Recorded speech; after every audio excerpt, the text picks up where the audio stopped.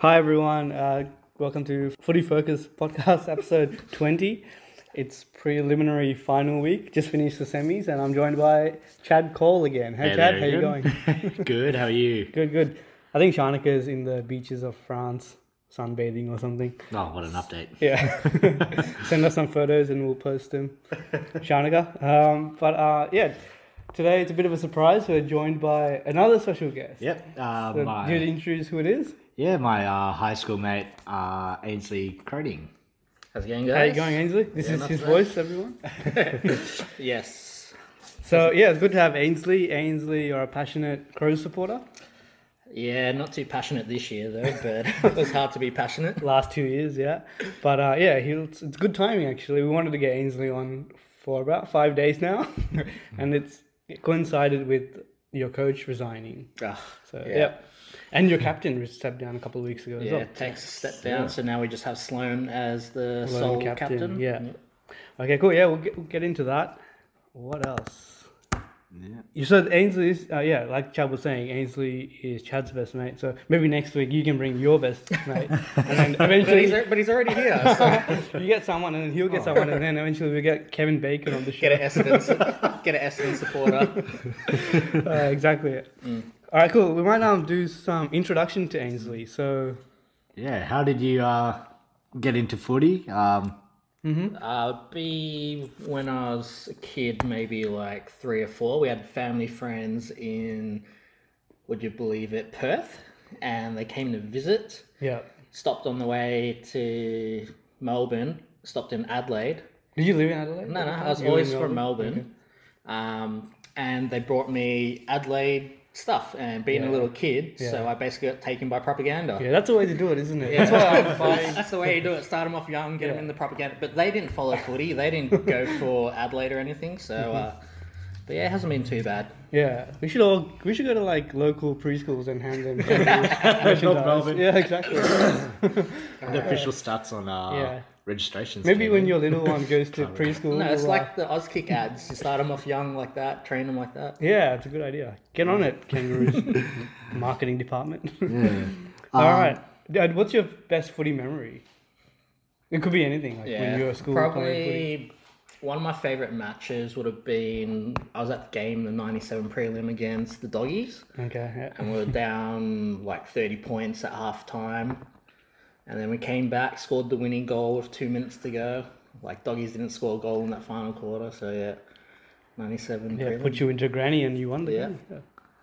Yeah. Been 20-something years since we've last won one.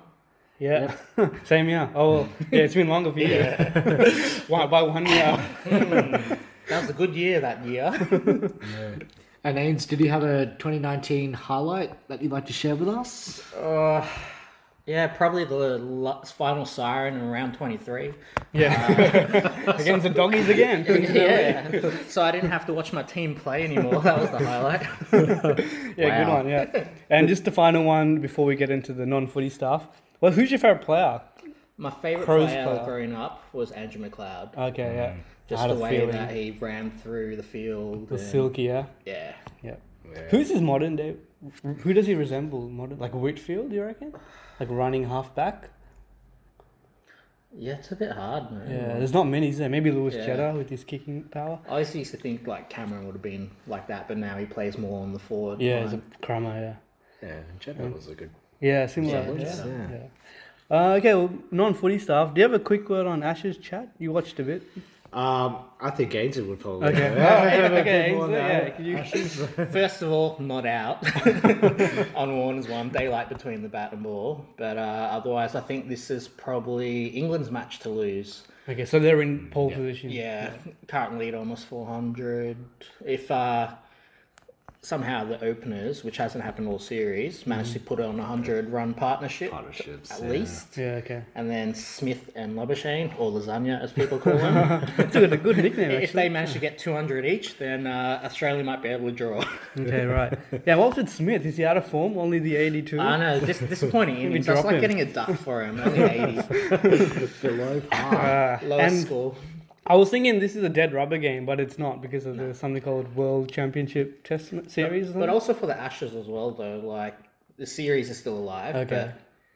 So Australia won a series win, but if England win, then it's going to be 2 matches each. Right. Okay. Yeah, well, that's a fact I didn't know. But the World Cup. yeah, there's a Test World Cup that's going on. So it started just after the World Cup finished, and now all Test nations are participating in a 2-year tests. So they get points. Do and they all then play someone- each other? Yes, bar 2 nations per team. So I know Sri Lanka won't be playing Australia and India. That's In the 2 years. yeah, in these 2 years. So I think it's because they played them recently before the series started, and you can't squish all that many games into the Yeah. Okay. 2 It'll years. be an interesting concept. First time it's done. First time it's implemented. Are the and- points based off like the series or each match? So the way it's divided, because each series is different in that there might be 2 games in the series, or 3 games, or 5 games in the series. So usually England, Australia, South Africa, And India. get the big 5 match series. match series, yes, and the smaller nations may get the 2 Yeah. Okay. or 3. Yeah, it makes sense marketing wise, I suppose. Commercially, yeah. So the way the points are divided is also different, and then I guess, and then the points table. Yeah, Negotiate all that, and then there'll be 2 teams in the finals. and they play off. Yeah, is Not that how sure. it works? Yeah, Okay. I'm not too sure. Do your research. Yeah, okay. I mean, it's like, and well, you have like 2 years to find that out. Yeah, it'll be great to see how it all pans out. Yeah, no, it's good. Means no dead rubber, which I like. Yeah. Final non-footy basketball update. I know Australia went down to Spain. That was unfortunate to watch on Friday night. You were watching it. We were at Shane's house, and he was like streaming the basketball on his phone. What do you Yeah. think about the complaints of the umpires being a bit biased, the refs? Footy or No, in the basketball, because Basketball, Bogart okay. and some others. He did come up with a little That foul. spicy finger gesture. How much have been paid? Not too sure about that. Again, I don't get paid enough to analyze the games. We're on the free trial. yeah, only me and Shanika get paid the big bucks. So, it was the US that lost to France and Serbia, which kind of gave them that position of 7th,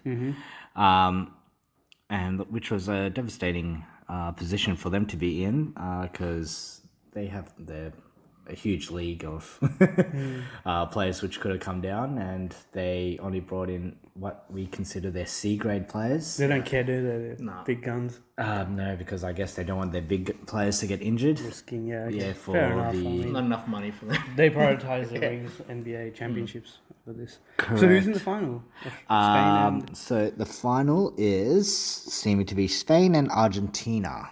So that's where it's at the moment. And Australia came third.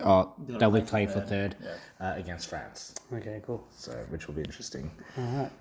All right. Yeah. All right, cool. Let's move on then. I suppose. Ainsley, we'll dissect the Crows a bit first. So there's been a massive news story this year. Like every time I turn on the radio, they're either talking about Melbourne or Crows, the 2 teams that have been the most disappointing. You guys for a couple of years now. Definitely.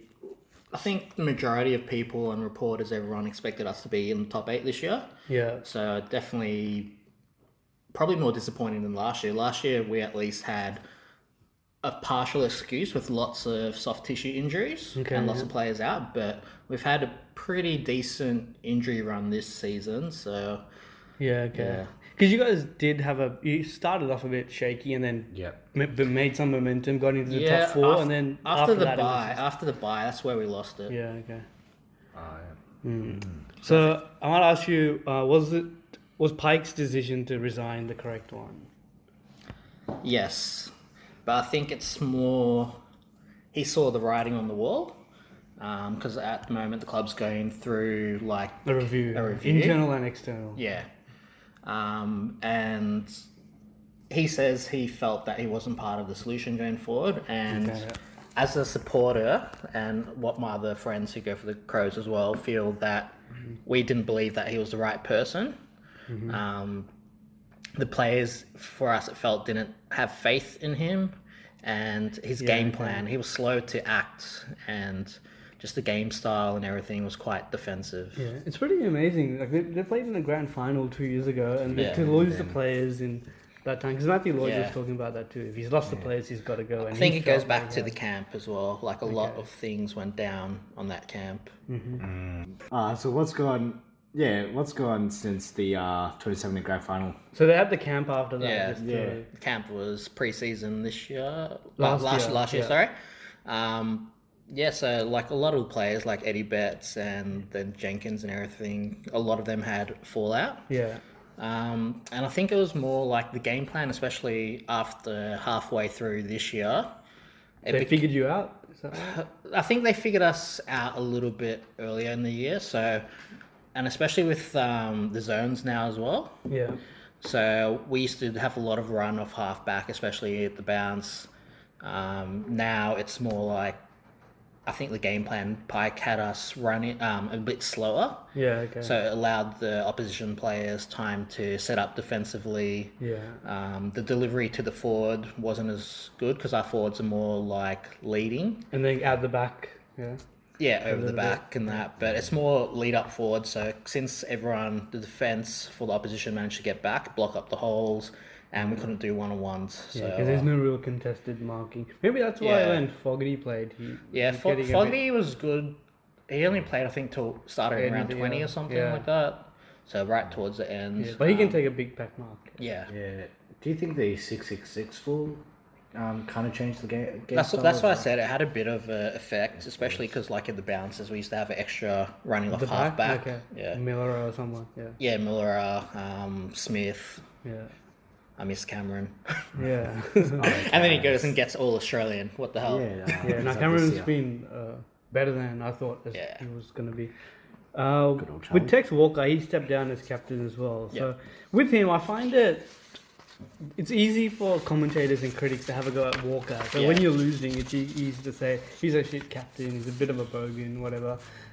But when he's winning, when you guys made the grand final, there was none of that. It was like, what a great leader. Just and the power stuff like stance. that. So, well, he did get voted 2 years in a row best AFL captain by the peers. I think this is what annoys me about the media. They're a bit reactive and just... Correct. I don't think it was really him that was that bad. Like, he still finished 9th in the Coleman. Yeah.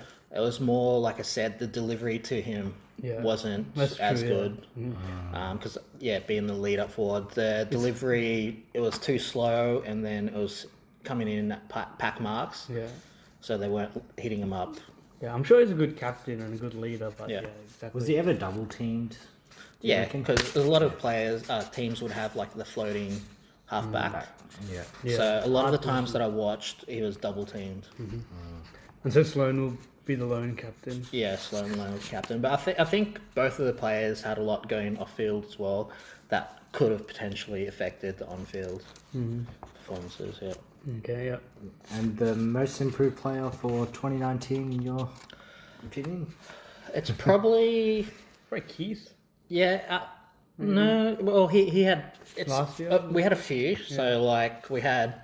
Probably Brad Crouch had his best season as well. Yeah, he had a better run with injuries this year, didn't he? Yeah, because he missed all last year through injury. So Brad Crouch averaged over 30 disposals a game this year.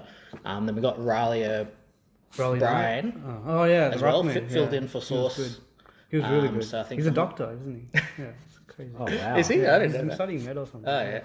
But from round 2 he filled in, dropped off a little bit at the end of the year, but otherwise he was doing quite well. And Talia had a good year as well. Yeah, well, he made the squad, which annoyed me a bit. With Tarrant. What's that? Daniel Talia made the he got the nomination, didn't make... Oh, right. Yeah, okay. I was going to ask you, so with Pike, your next coach, what type of coach do you want? Do you want a young coach, experienced coach? I think we need like a coach that connects better with the fan base as well and like the media. Like coach for Pike, we feel like just the way that he's responded in like one way, one tone and everything. He didn't engage as well. And then so you want a better balance. And then I think remember last year when we had all the issues, like everyone was like covering up all the injuries and lying about how long everything's going to take. Yeah, that's right. So a bit more transparency. Yeah, a bit more transparency in that. So hopefully, like with the review, they actually make the findings public. Yeah. Yeah, maybe the most disappointing player. It's got to be a toss-up between Bryce Gibbs and Josh Jenkins. Yeah, that's good. Yeah, good. Yeah. Both of the players were dropped frequently. Okay. Bryce Gibbs, he had a great year last year. Probably one of our best last year, but this year he was down on disposal efficiency and he was struggling to get the ball as well. Okay, yeah. Bryce Gibbs, yeah. I think he's about 30, so he's still got a couple of years of decent footy left. But maybe the new coach. It's depends hard. on what the new thing coach is, at the moment, I don't see him in our best 22. Okay. Oh, wow. Yeah, that's why he struggled to get a game as well. Yeah. And then Jenkins, just his form, he didn't seem to have that desire. But from what I've heard, he has he had a rift with Pike, like with all the droppings and everything like that as well. Okay. So there's a bit of a clash there. Has Jenkins re-signed? Is he? He's still got a couple of years left on his contract, Okay. but most likely we're going to get rid of him. Yeah, sounds like he'll go. Oh, Because the thing is, he's with Fogarty as well now, because I think they want to go more young. Because They've got your old list. Yeah, we've got the second oldest list in the AFL. Yeah. So I think they want to move Jenkins on. But the problem with that is he's on such a high wage. We'll have to pay some of his wage to get him off to another club. Yeah, it should be interesting. I think both current Jenkins and Gibbs have currency. Whether you're a side contending or even like Gold Coast, they might consider players like that. Yeah. I think it seems like Gold Coast Suns is the list. Yeah. Get all the Everyone's going to the Gold Coast Suns. Yeah, pretty much. I think earlier in one of the episodes I said someone like Gibbs, like a team like Fremantle might look at him. I think he might complement what they have. They don't have the deepest midfield. They're like quite a defensive team though, Freo. Yeah, and I still remember that game we played against them. It was like, I think we top scored on like 50 something and they were like 30. It's just yeah. It was just a defensive pressure, but they don't really. I think that's why, like with Ross Lyon, he was such a defensive coach and that. He's not there anymore. Yeah, I know. That's why I said what. But they always struggle to score. Hopefully we don't get him. I don't want him. Stay away from us. No, I think Ross is just about done. Yeah. But I think you'll definitely get rid of him and maybe get a pick back. So for next year, what do you expect the Crows to do? And what do you like? Top 8 thereabouts? I'm thinking probably around 6 to 8. So still make fun or potentially make finals. Potentially make finals. I feel like we need to get more run. Like we're pretty slow on the outside. Yeah. And that's what found us out, even against like Essendon, Carlton. Like they destroyed us on the out and the rebound. Sounds a bit like us. Yeah. We're the same team. Yeah. I think it's those running players. I think more than half the competition. Needs. Yeah. Because like our insides are alright, but once it gets like running off half back, if we turn it over in our forwards, like they just kick it through our defenses. Okay. Yeah. And like we can't stop them. Our backs are kind of slow. There's a guy called Stevens in this year's draft who's around that 10 range, and I think if he stays, he's from South Australia. That's why I bring him up. So if he's at thereabouts, well, you guys have picked 3s. It's too early for that. But if only Carlton did even worse, then we could have had a better pick. Yeah. So Stevens might be a good choice. Yeah. Good wrap up. I liked it. Yeah, it's good to hear your thoughts. You don't want to do a prediction of time next year? He did. I did. Oh, yeah. He reckons 6 to 8. You reckon? Yeah, probably around the bottom of the top 8. It's hard to predict. Yeah. Teams. It just depends on the review. Like honestly, I feel like they need to get rid of Burden and his high performance, and then there's a lot of drama between like Scott Camperelli, the assistant coach, and stuff as well. So a few players to move on as well. Get rid of some of the seniors. Yeah. But Crows, they've been a team with a strong culture for like a long time. So. It's more like coaches get moved on. That's why I think Pike was going to get moved on, because when Sanderson didn't make finals 2 years in a row, they moved him on. Buckley didn't make it for like, was it 4 or 5 seasons? Years, yeah, something like that. And they still kept faith with him. Persistent. But yeah, I guess there's a lot of pressure when you're like in a town with only 2 clubs. with 2 clubs, Like, yeah. in the paper, half the stuff's going to be about you guys. Might be more because you guys are a bit bigger than Port. Sorry, Shanika.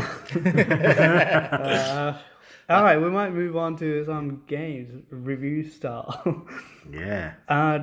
We all watched the Cats West Coast game. I had a few notes here, but maybe Chad, what did you think about the game? So You enjoyed it? It was a good game, wasn't it? Yeah, so I thought West Coast were a lot dominant.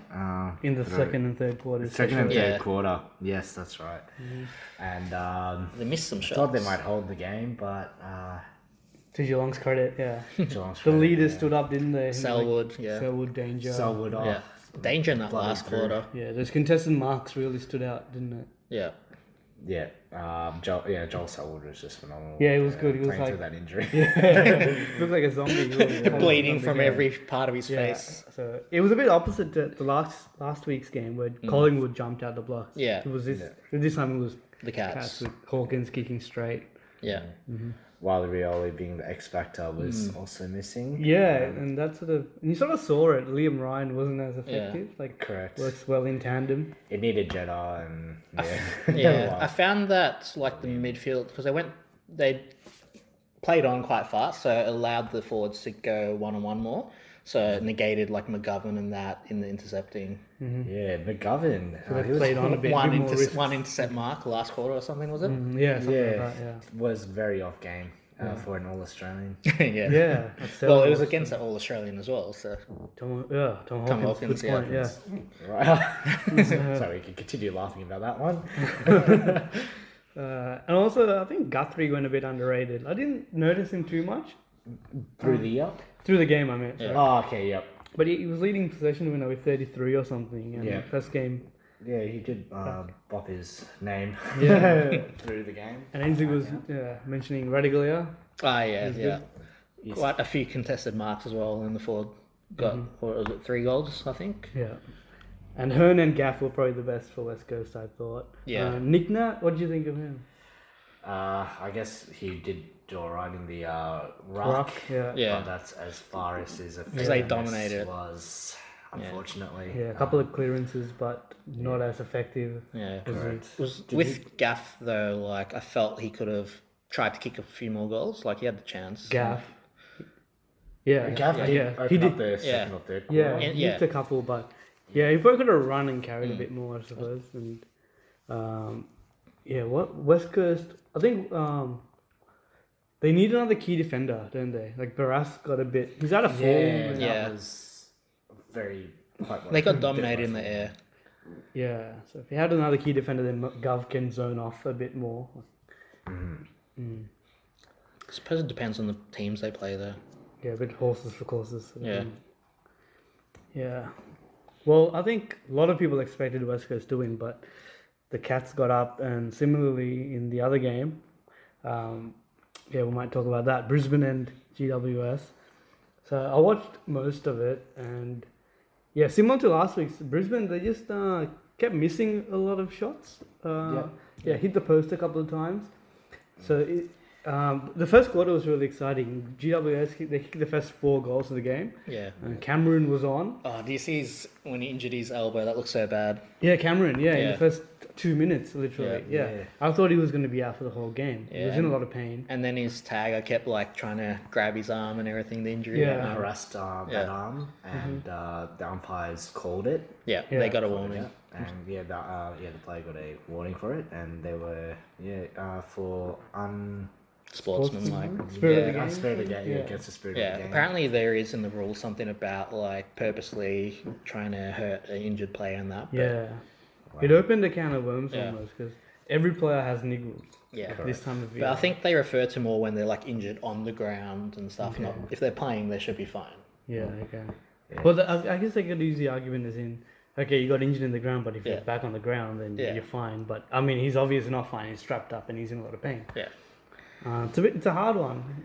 Yeah, because it's hard to adjudicate. Like, what was the spirit of the game? Yeah. It's Who's that hard player that measurement. kept going around pinching everyone? Oh, Stratton. Yeah. Exactly. That's not spirit of the game. And he's been doing Leaving that for... bruises all Yeah. over his arm. That's not in the spirit of the game.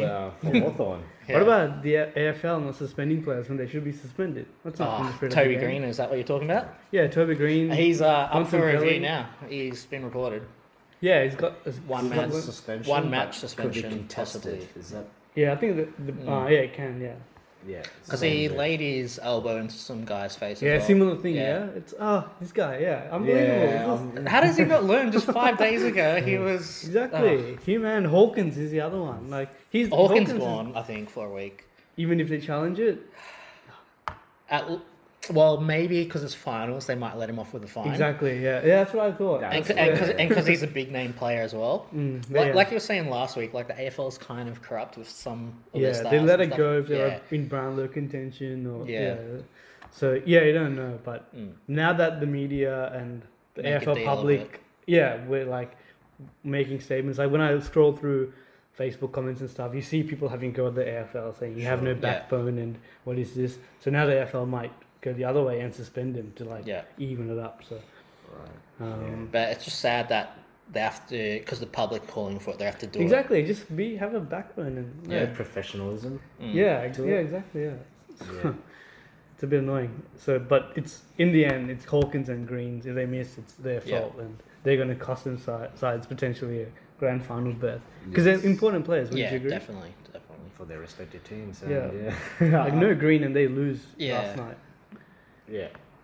But because I'm hoping to see GWS into birth into the. Yeah, I'd like that as well. A team that we haven't seen in a while. I'm just like, I kind of hate Collingwood, so I don't want them. But Richmond still give me nightmares. Yeah, So it's like, don't want them. The Tigers theme song still your ringtone, isn't it? Yes, I torture myself with it every day. And alarm. I go to work and I see all Tigers everywhere. I wish it was Geelong and Brisbane. Yeah, that would have been a good grand final. But I wanted Brisbane to win. Yeah, that would have been the feel-good story. So back to the first quarter. So Cameron went off for about 10 minutes, and then GWS kicked 4 goals. Their 4 goals came in that time. Cameron comes back on, then Brisbane kicked the next 5 goals.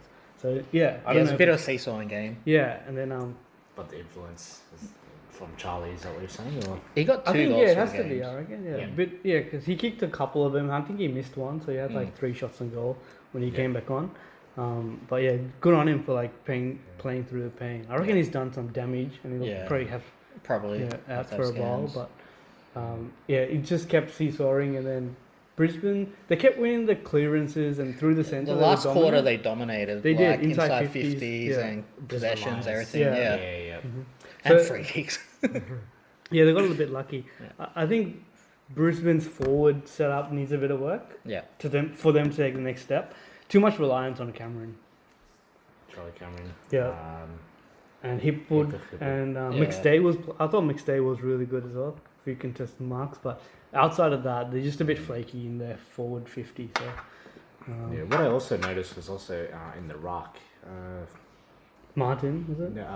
The ruckman Montford. Not too effective in the. Okay. Ruckman, Yeah, they're pretty weak. They're pretty shallow in their ruck depth. That's why. And that It's more their speed that gets them. Correct. Yeah, you see a lot of speed from the GWS. That's how we used to play. 2017, speed through the mid and we'll cut through defenses.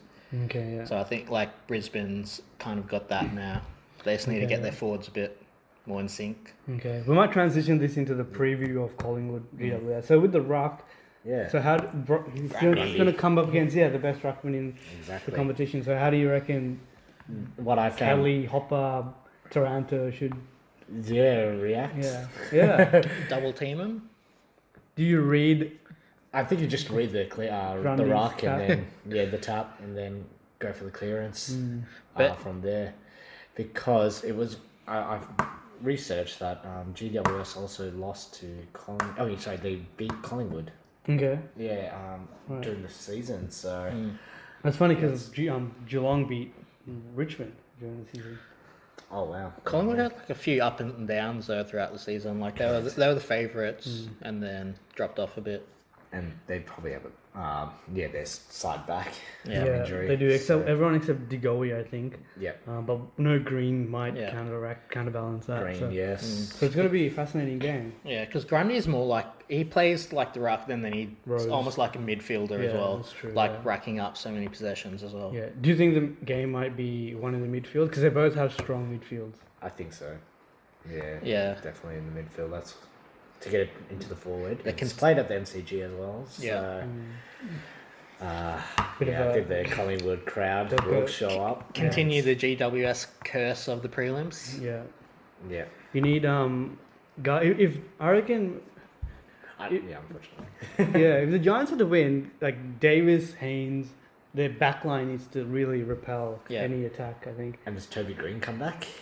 What do you reckon? I don't know. I didn't Comes see off the that incident, suspension. but he got offered a week.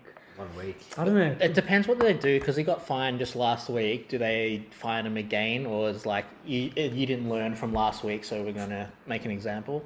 Yeah, it's a tough one for the AFL. So it'll depend. Like he does have a lot of influence on the game. Like He does. Yeah, Yeah. kicks are 1.5. And he can rack up Yeah, 25 possessions easily. It's like a spiritual leader as well. Yeah. Yeah, assists. Yeah, the barometer. yeah, pretty much. Yeah, so I don't know. I guess if he plays, there are a better chance. I still think Collingwood go in favourites. Going in favourites, yeah. With the MCG in that as well. Yeah. Yeah, Correct. and The other game? Hawkins suspension. I think that suspension is probably more important to Geelong, like because if he's probably the most important player in Geelong's team outside of Dangerfield, maybe. Yeah, well, he's their best forward, I'd say. Yeah, Yep. yeah, because you can't That's really the- replace him. Yeah. Yeah, like what are you gonna do? What do you reckon they should Radically, do? Yeah, rely on him. Yeah, Yeah. you're pretty much relying on radically. Yeah. It's easily double teamed. Yeah, because you gotta have Ashbury and Grimes and Hooley dropping back. I think intercepting. the Hawkins, if he plays, they have a better chance of winning. But like if he's not playing, there's no chance of them winning. Yeah, I think yeah. Richmond can They'd- definitely yeah. get the better off. Yeah, with their They just don't have enough targets up forward.